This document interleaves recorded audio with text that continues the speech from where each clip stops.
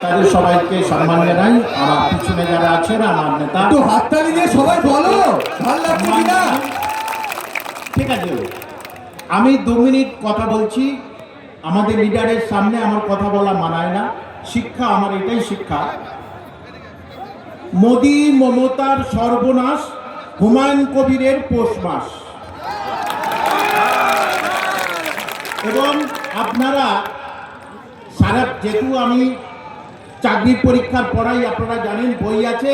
এইবারে একটি সাধারণ জ্ঞান আপনারা রেডি থাকুন, 26-এ আপনাদের পরীক্ষায় আসবে। সেটা হলো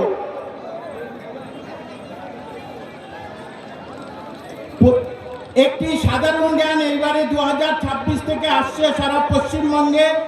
পশ্চিমবঙ্গের প্রথম মুসলমান উপমুখ্যমন্ত্রী হুমায়ুন কবির সাহেব। এবং হুমায়ুন কবির এবং তার লোকজন মানে যারা এমএলএ ছাড়া মমতা মোদি কারোর ক্ষমতা নেই পশ্চিমবঙ্গে।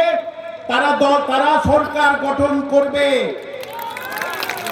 এবং হুমায়ুন কবির সাহেবের ক্ষমতা, আপনারা যদি ক্ষমতায়ন হন তবে হুমায়ুন কবিরকে আমরা বিধানসভায় সর্বোচ্চ পদে বসাতে পারবো।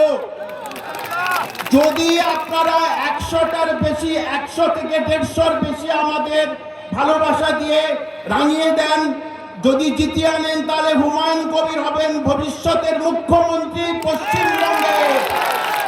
তাই 100 থেকে 150খানা সিট সেভাবে আপনারা গ্রামে গঞ্জে সর্বত্র চষে বেড়ান।